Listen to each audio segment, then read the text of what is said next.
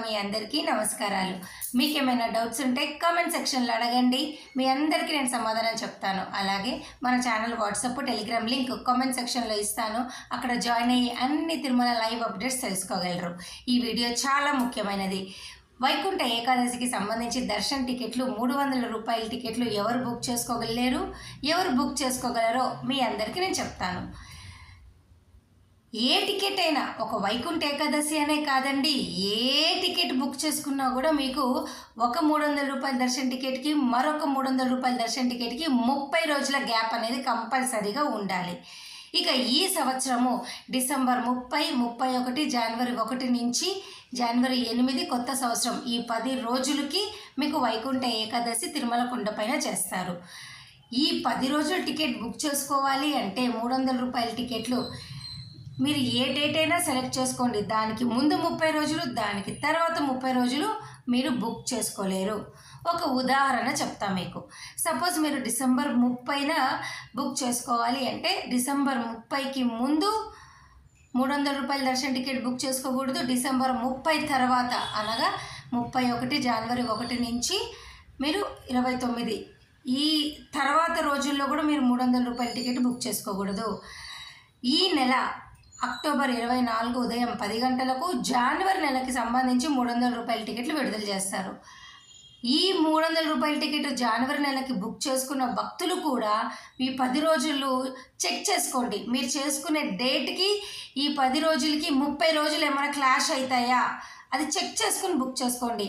అంతే తప్ప మీరు టక్కున జనవరి 20వ తారీఖున వైకుంఠ ఏకాదశి టికెట్లు బుక్ చేసుకోవాలి అనుకునే వాళ్ళు 300 రూపాయల టికెట్ బుక్ చేసుకున్నారనుకోండి, ఈ 10 రోజుల్లో బుక్ చేసుకోలేరు, మీకు క్లాష్ వచ్చేస్తుంది. సపోజ్ మీరు జనవరి 25 300 రూపాయల టికెట్ బుక్ చేసుకుంటే మీరు జనవరి 1 నుంచి 8 వరకు 300 రూపాయలు బుక్ చేసుకోలేరు. ఎందుకంటే 30 రోజుల గ్యాప్ లేదు కాబట్టి. మీరు ఏ డేట్ అయినా సెలెక్ట్ చేసుకోండి. ఈ నెల జనవరి టికెట్లు రిలీజ్ అయినప్పుడు కూడా 30 రోజుల గ్యాప్ అనేది మీకు ఉందా లేదా చెక్ చేసుకోండి, ముందు కానీ తర్వాత కానీ. ఓకేనా? నేను మరలా చెప్తున్నా, మీరు ఏ డేట్ అయితే సెలెక్ట్ చేస్తారో దానికి ముందు 30 రోజులు, దానికి తర్వాత 30 రోజులు కూడా చెక్ చేసుకోండి. దీని కారణంగా ఈ నెల రిలీజ్ అయినప్పుడు మీరు కనుక 300 రూపాయల టికెట్ బుక్ చేసుకుంటే వైకుంఠ ఏకాదశి టికెట్లు బుక్ చేసుకోలేరు. టీటీడీ వారు ఎలాగో జనవరి 1 నుంచి 8 వరకు బ్లాక్ చేస్తారు, జనవరి 9 నుంచి మాత్రమే విడుదల చేస్తారు. మీరు జనవరి 9 నుంచి బుక్ చేసుకున్నారే అనుకోండి, ఈ 8 రోజులకి మీరు బుక్ చేసుకోలేరు. దయచేసి విషయం తెలుసుకోండి. ఇక ఈరోజు సెకండ్ పాయింట్.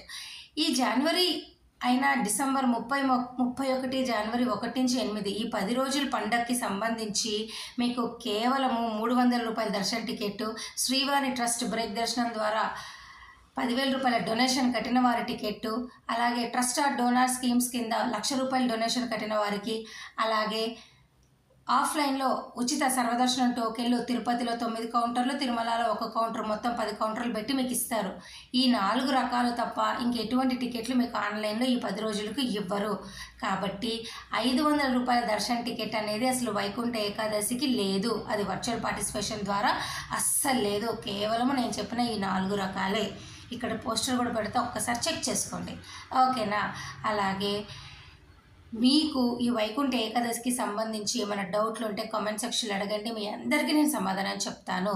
నేను మరలా చెప్తున్నాను, 300 రూపాయల టికెట్లు కావాలి అంటే ముందుగా ఉన్న ఏ డేట్ అయితే మీరు కావాలనుకుంటారో ఆ డేట్కి ముందు 30 రోజులు, తర్వాత 30 రోజులు బుక్ చేసుకోకూడదు. ముఖ్యంగా ఈ నెల అక్టోబర్ 24న ఉదయం 10 గంటలకు జనవరి నెల టికెట్లు రిలీజ్ అయినప్పుడు అస్సలు బుక్ చేసుకోకూడదు. ఎందుకు అంటే మీకు జనవరి 9 నుంచి 30, 31 దాకా రిలీజ్ చేస్తారు.